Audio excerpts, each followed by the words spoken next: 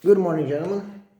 I would like to talk to you about driven wild boar and why I like more scope, which magnification starts with 1, than the red dot. Well, clearly, one thing is reliability, the second thing is his options. So if we take a look at the red dot, very good stuff, very good for driven wild boar. Reliability is not the best in the world. Why? Because it can happen that you turn on the red dot and you forgot to turn it off. Once you turn it off, it's fine. But if you don't turn it off in the cold weather conditions, which we do have when we do driven wild boar, which is always in the wintertime, batteries always have problem working because it's a cold weather. So even if we turn it off, it can happen you go to a peg, you sit on a peg, try to turn the red dot off, and it's not working. So that's why I like more these scopes. So this scope is magnification from 1 to 6. So it has a red dot, but you don't have to turn it on. So you can take a rifle, you can aim and use it even if it doesn't have a red dot on, and it's more versatile in a way. It has magnification. So this one is from 1 to 6. I usually enjoy shooting magnification 2, which is just my preference, and magnification, which it has, allows you to make some adjustments if you're shooting, let's say, distances not 20, 30, but 50, 60, or maybe 70 meters. So magnification does help in my way.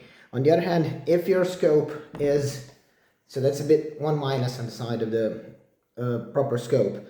If you have a bolt that opens up at a very high angle, and if your fingers or hands are big, they might be moving in such a way that the scope is in your way. So you cannot be quick, and you can even scratch or hurt yourself while moving.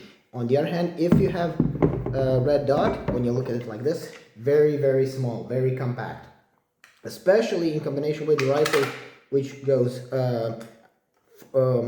which bolt goes forward and back, so you don't use the normal bolt action. So it's easier to load it and reload it, but the goal is to have it in such a way that allows you to be fast and allows you to be aggressive and allows you to not struggle while moving with it and aiming and shooting, which means try to practice a bit, and that'll remove all the stress out of your way, and that'll make you more successful. Because once you're out in the field, so you usually saving some money, trying to get dates, you dream about your driven wild boar, and then without practicing, once the occasion occurs to get an animal and to shoot it and connect and to bag it, you will not be able to perform. So whichever scope you do have, do try practicing with it. It will give you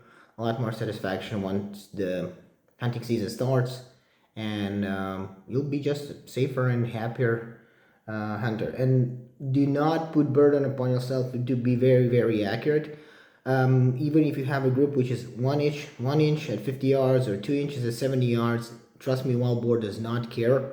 We do not want to go to the Olympics. We just want to be effective and deadly. So do not put burden upon yourself of being very accurate.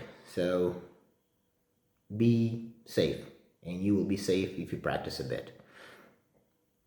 Cheers. All the best. Bye.